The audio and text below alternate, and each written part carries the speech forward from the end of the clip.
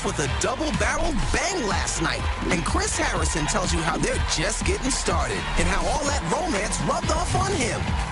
Plus, Whoopi helped make her a Tony-winning Broadway baby. And Sutton Foster reveals how the man behind Sex and the City has her getting younger on his latest series. Why are we still playing kid sports? You shouldn't be allowed to throw a ball at someone's face with adult strength.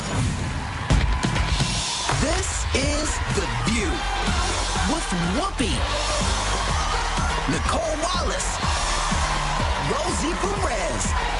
And today, Raven Simone and Michelle Collins hit the co-host chairs. It all starts now.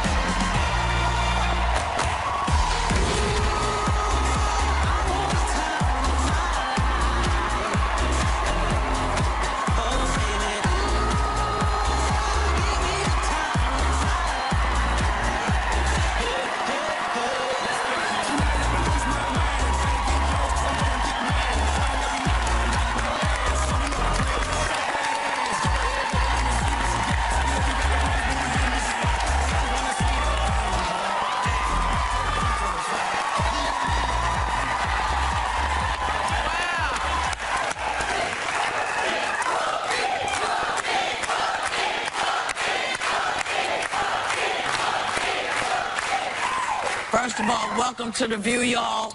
Welcome to The View. That was Time of Our Lives by the fabulous Pitbull and Neo, because the fabulous Pitbull is here today. So I'm really quite happy to be back. Thank you for all of the outpouring of sympathy. My brother, Clyde Johnson, was an amazing cat. He was an amazing cat. You guys met him, but he was the funny one of the family. He and my mother together were insane. I assume, and this is how I'm dealing with it, I assume that this was one of those things that this is as at my mother's memorial. Because she loved Disneyland, and I thought, well, okay. So we blew her all over just, oh, was I supposed to say that? Too late now. I mean, we were in Small World. We were like, she was in Small World. She's in the flowers. And so something similar maybe in the mix. But we're going to have a big block party on our block. But I do want to say something about this. If you're bereaved and you go and you need to get help from folks, it's really important that the mortuary people, and this is directly to you guys, you need to treat people better. See, I didn't call. Someone called for me, and they were treated like dog do on the phone because they're all corporations. Except we found this wonderful place called the Reicher Mortuary up in L.A., just outside of L.A. And they treated people with respect, and I can't thank you enough. So, hold on. We are all so dearly sorry for your loss and to your family, but I just want to make a statement here. You are truly the captain of the ship, and we missed you greatly. I miss you so much.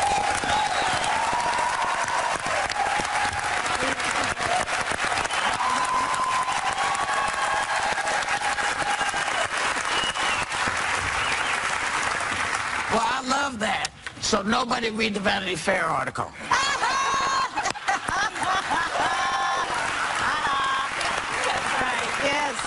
So you know what? My brother would be so annoyed with us for me taking up all this damn time about him, because he was the best.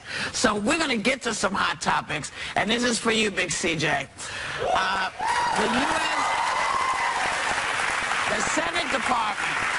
The U.S. Senate Department said they are not, you hear what I'm saying, not going to release emails from Hillary Clinton's private account until January 2016. Now, that seems to be right before the primary season kicks off. I mean, is that sort of an awkward timing thing, or? Yeah.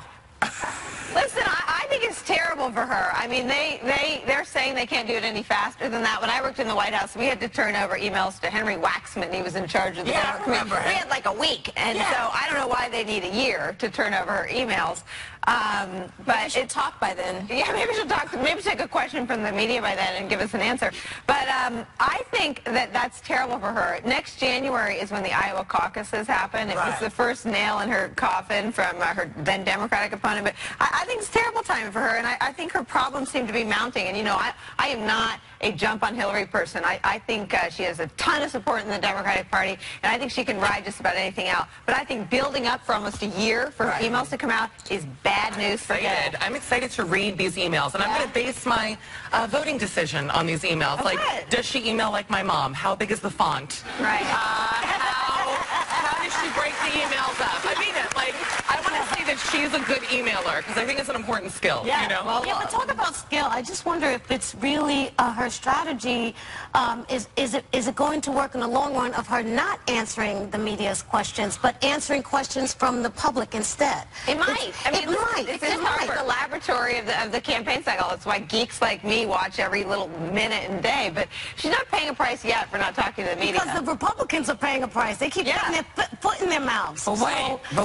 It's early on. Maybe this is a really good thing, because maybe the emails will turn out to be exactly what she said they are, and they're waiting to say, here you go, y'all. I think if they... Bill, pick up the milk, damn you. Yeah,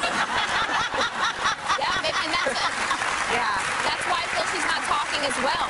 Yeah. She's tired of people speculating what's in those emails, and she's not talking. I gotta say, you know, we've had this conversation before, but I just think if I had gone through what she had gone through when she was First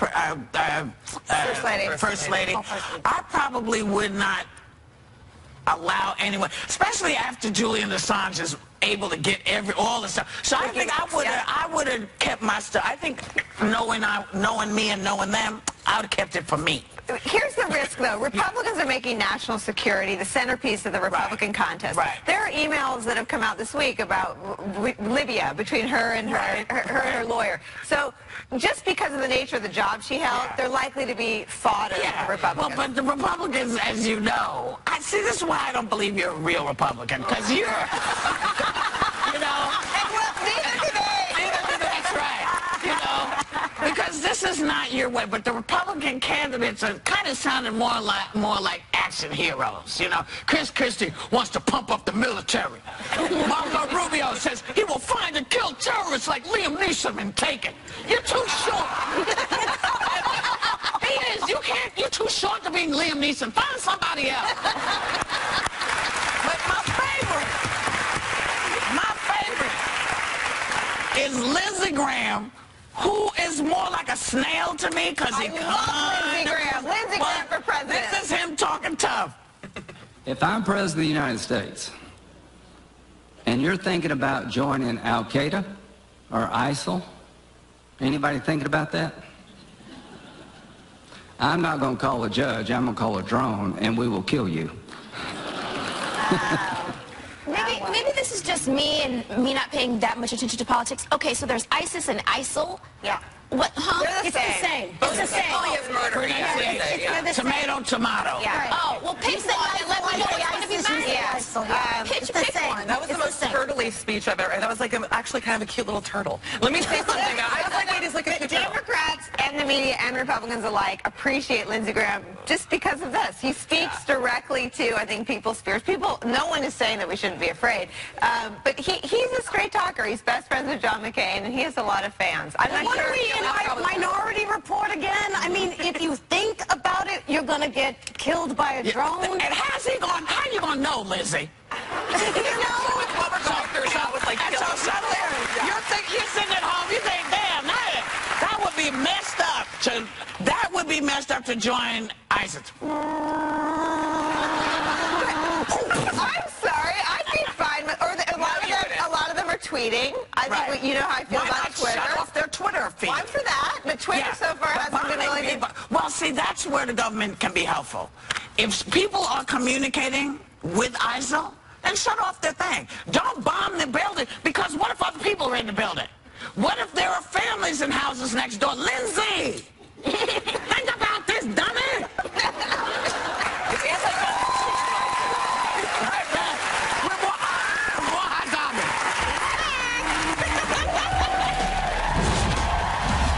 It's Imagine if your kid made 8 Ivy League schools and turned them all down. You're not going to believe why he did. Next.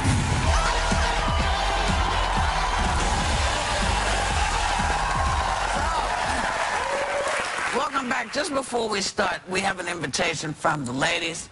Lindsey Graham, we are willing to send a drone to pick you up and bring you here so you can talk to us on our We would like, come on. And I'll keep the jokes to a minimum, Lindsey.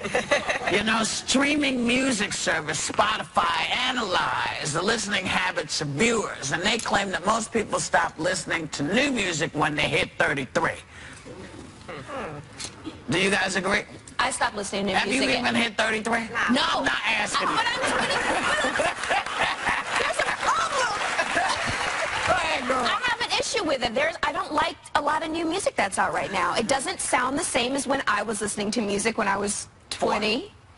You're like I am 29 years old. It took me a long time to get to 29 years old. Yeah. I'm proud of myself. Right on. And music has changed since 5 years ago. It's turned into a monotonous I love my robot tunes. I'm not gonna lie, and I live in LA where you drive around, so I actually have no choice but to listen to new music. If my radio's on and they play top 40, many times, you know, certain songs, Maroon 5 will come on, and I will change the channel. I'm so sorry. Change it around. Sometimes the latest hit. I've just made so many updates. He's my fantasy husband. Is he? He should be. He's gorgeous. hot, but I just think sometimes. Anyways, the point is I like new things and I don't mind an auto-tuned moment. I like sometimes robots singing to me. I find it comforting. I have Pandora and I have Pitbull Station, but I also have a lot of 90s music. So I was in my 20s and the 90s. I think you have music from every decade. I didn't stop though. Why are you shaking your head? That doesn't apply for me at all. I do agree with you. There's a lot of bad new music, but that's always been. Yeah, That's always been the case. And I love the new music. I mean, just Sam Smith alone has just made my life so much better. And I love a lot of new hip hop. I just love it all. And I love this one station I was telling you about, 103.9, D.L. Hughley show. I mean, they bring the old and the new, and his jokes are so offensive and great. I just love it. There's a difference between the music that is Sam Smith or Adele. These new musics that have rhythm, that have soul, that have a message, that have... My God, you sound like an old person. that have melody to it works for me. But those that are just there... You know what? I still love Wiz Khalifa. We them boys. I love that. I love it. I'm going to exercise to Sam Smith. You know what I mean? Like, I'm to David Guetta because he stands Here's, I'm sorry, but I grew up at a time when all music was on all stations. You heard Celia Cruz next to Glenn Campbell, next to this one, and you could make up for yourself what your playlist was going to be, and it offered you a variety of stuff. Now, because people can only listen to one thing, their palette is very small. There's great new music, there's questionable new music, and then there's just kick-ass new music. And so, but you have to, I think people have to widen their... I don't know, you have to widen your horizons. There's not just one thing. Music is so many things. All of the histories of America and Africa and Latin America and Greece and England, it's all mixed in. And if folks would listen, and not for nothing, let me just tell you where all this came from. There was a man in the 30s called Louis Jordan. Do you know that name, Louis Jordan? Yes. Okay, check him out. You want to hear the origins of rap music? That's right. Listen to Louis Jordan, 1930, okay? 30s. Yes. So, but you know, a Tennessee high school senior, Ronald Nelson, made it into all 8 Ivy schools that he applied for, 8 of them. And he turned them all down. He's going to the University of Alabama because they gave him a full scholarship, and he's using the money he saved for medical school. Smart for him. And you know why, right? Because it's too debt The debt he would have gone into in these Ivy League schools was way more than he wanted to take a run at. And you guys were talking about... Well, I just want to say, 40 million Americans now have at least one outstanding student loan. I think the whole audience Yeah. here, and me and Nicole. How many people have student loans? Look at them. And that's These up girls to are panicked. Look at their eyes. Yeah, if you could just, that's up to 29 million consumers in 2008 alone. And student debt is at a record high of $1.2 trillion. That number again. And Nicole, I'll say it again, $1.2 trillion. And Nicole is still paying. I'm still paying. And I also think, like, people at the Ivy Leagues are so boring. You know, like, this guy's going to have a better life. I'm sorry. I went to an Ivy League adjacent school. I don't didn't. be too impressed. I went to public so much school. Ivy League adjacent school? The school I went is, no, mine is adjacent too. I went to Barnard, which is the Women's College of Columbia. It's in New York City. Shout out to the 4 people who went there. And, you know, I'm paying those, and those loan companies don't joke around. It's full mafia. They call me every day. They email me. They find me. I'm like, how do they know? It's like Liam Neeson. Oh my God. No, they should put it, honestly, they figured it out. I figured out what to do. All of you guys who are out there running for president, you really want to win? Forgive this freaking debt. Forgive the debt, because what's happening is kids are starting to see that they're not going to be able to afford it. They're not going to go to colleges. We're going to be suffering. Y'all need to, everyone, whoever, independent, what is that, Republican, Democrat, whatever you are, that's the conversation I think you should be having with the American people. And I know they want us to go right now, but I'm going to take my time because I'm back. We'll be right back with Pitbull. You know he makes music that brings millions to their feet. But Pitbull tells you how he's making history in 2015. Next.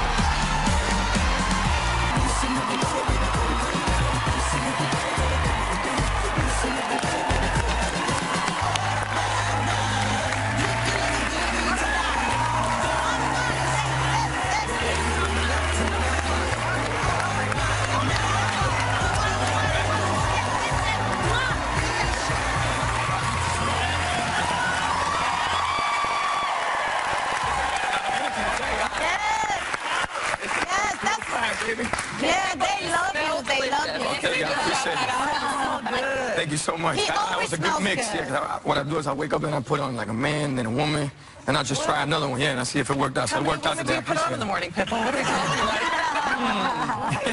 All right, I want to get to 2 very important things right now. So the first is that you are launching your very own new Sirius XM channel. You have your own channel. Well, for one, it's definitely a blessing. Yes, it's great. Let's just, it's called Pitbull's Globalization. So Pitbull's Globalization, let me tell you, from working so hard to be able to get records on a radio station to now having a radio station is definitely an honor, a blessing, and we're going to be making history tonight at the Apollo Theater. But the place make history like it's full of the spot. That's the second thing I wanted to talk about. This is your very first time at the Apollo Theater. My first time as far as putting on a performance for ourselves, but I was at the Apollo before and got to, you know, rub the wood and get the good luck. Harder I work, luckier I get, but we're going to put it on tonight, you know, so we can get loose, get wild, off the chain, off the glass, off the flip, off the rip. That means we're going to have a good time. Did you translate that for my benefit? Yeah, it comes with subtitles. Yeah, okay. That's what happens. Good. Yeah, I need it. You know, I have your, you're one of my Pandora stations, and you're one of the reasons I can run 5 miles at a So time. you opened Pitbull's Pandora box. Yeah, I did. He said it, not You got to be careful. Oh, you're blushing. I am. Go ahead and get close to me. Okay. All right. I'm so glad you came back. You're one of our first repeat visitors, and I'm very glad you came back. Thank you guys for always having me. It's always great. And for one, Whoopi, like I told you, your brother, CJ, one time for him. He's in a better place. Excellent, baby. And my brother's up there, Drama. He's up there also. So I'm sure they're going to get together and have a ball.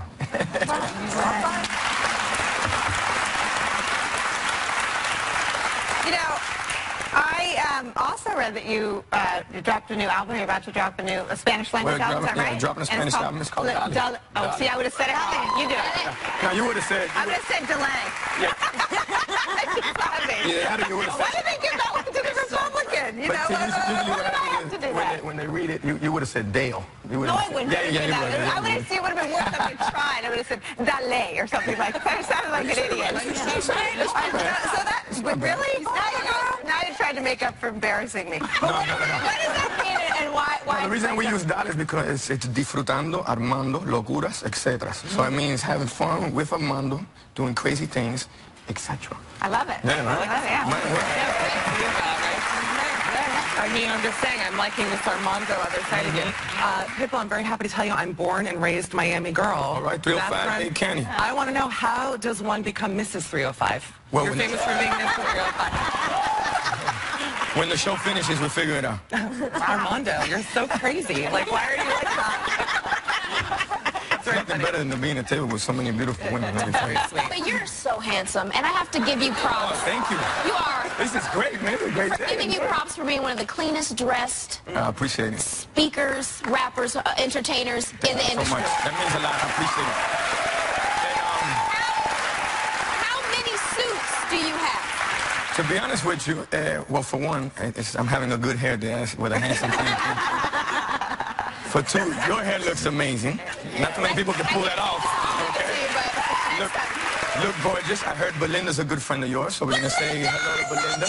You guys did a great video together. But how many suits do you have, really? And suits, to be honest with you, it's not as many as maybe what you think it is, because I get a chance to flip-flop, you know, so I can take it and put this with this, put that with that. So as many, you know, some people say, no, I got 250 suits or something. You're crazy, no way. And by the way, you know, I already told you guys before, when it comes to clothes, if I'm not getting the deal, I'm not buying it. That's me too. We'll go to the outlets together. That would be fun. Those are always fun to hustle.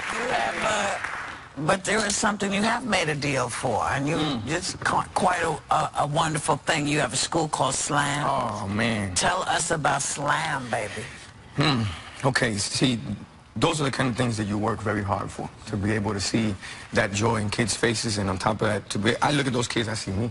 So SLAM stands for Sports Leadership and Management. So what it's all about is creating a school that makes education exciting, sexy, fun. So these kids, while they're in there, anything that you give them with, so let's say algebra will do it around football, if that's the season. So football will be either on the 40-yard line, X, you know, 10 seconds left, Y, and Z is they're down 3 points, let's just say. And these kids, when you see them and they lose their mind over education again. So people ask me, you know, how many kids do I have? Yes, I have 6 kids, but now I have 1,006 kids. You know, so that means the world to me to be able to do that. You know what would be great? I know they're rushing them, but you and Rosie need to talk, because maybe you can help globalize this vision of kids and education, because she's doing similar amazing stuff. Absolutely. You're more than welcome to come down to Slam, check it out. Same with our one thing is to talk about it. You know, one of the neighborhoods I lived in Miami, which is Wynwood, they say don't talk about it, be about it. So I'd rather be about it. You come down and check it out and see it. We will. I want to say you're an amazing person, and that's why these political parties are looking for you. Seriously, because you are a leader, and I want to also congratulate you because you are receiving a star in the Hollywood Walk of Fame. We will be right back. The Bachelor's Chris Harrison. The Bachelorette doubled down on the season premiere last night, and Chris Harrison tells you how wild it gets from here. Two-time Tony-winning Broadway baby Sutton Foster stars in a new TV series by the creator of Sex and the City called Younger, where she's learning that lying about your age can be painful. Take a look. Please welcome Sutton Foster. Hello.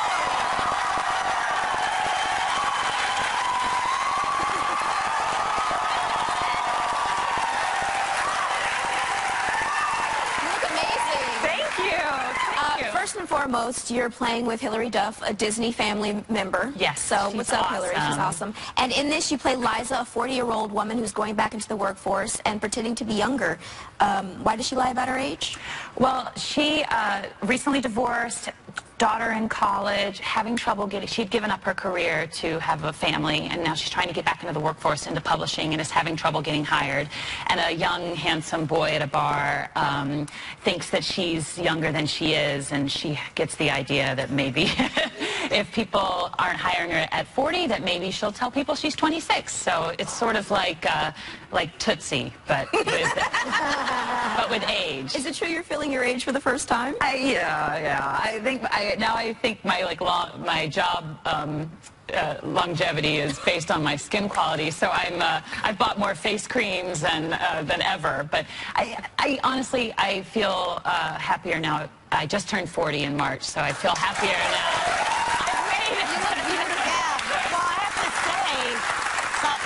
You do look wonderful always, but you do have a special glow. I've seen you over the years with Broadway and Friends and stuff, and you look happy. And is it because you just got married 6 months ago? I did. I got married in October. Griffin? Yes, ma'am. Screenwriter. Yes. I know. It's a whole new chapter. Yeah. It's really awesome. We're having a great time. But you had to delay your honeymoon? You had a delayed honeymoon. Well, we're about to go on our honeymoon. We leave on Friday. We're going to Italy. So I know. I'm so excited. It all happened very quickly because our schedules are so unpredictable. Right. And so literally last week we were like, we have a window. Let's do it. And so we booked a trip. So. I mean, you're a busy lady. You're a Tony Award-winning triple threat, which means acting, singing, and dancing. I love when it's legit triple threat. Thank you very much. And you've been in so many Broadway shows, including one that will be produced called Thoroughly Modern Millie.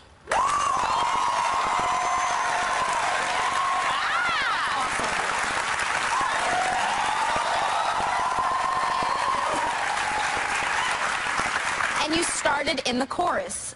Yeah, she was the understudy, and the woman who was supposed to do it, I don't know what happened. She was just, I don't know what happened. And suddenly it was like we didn't have her anymore. And they said, well, it's like a movie. There's a girl, and she's really good. And we said, well, put her on. And they put her on, and she was way better than the girl. I mean, no offense to her, but she literally took your breath away when you watched her. I mean, she's gone on to do other stuff, but I'll never forget that first moment I saw her. She took I was like, there it is. Yeah. There's what it's supposed to look like. She took everybody's breath away, and you were the talk of the town, and you still are. Yes. And we love you on Broadway, but we're going to love you here on TV. And I just want to say, you do look a lot younger than your real age. You do. So you're perfect for this. She does. And, now, I just want to have some fun with you because we have some pictures of when you were younger. So tell us what age and the first thing that comes to mind. Oh, okay.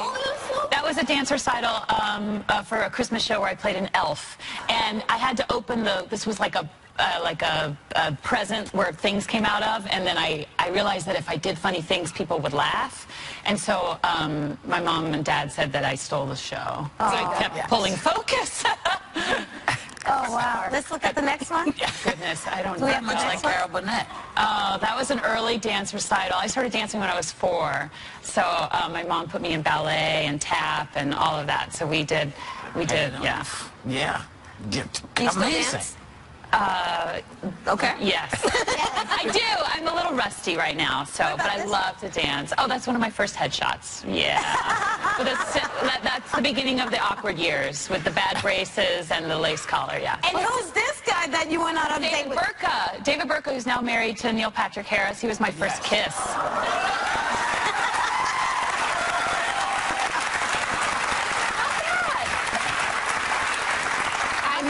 You never know what can happen as you get older. Our thanks to Sutton Foster. It's true. You can catch Younger tonight on TV Land. Check your local listings. We'll be right back.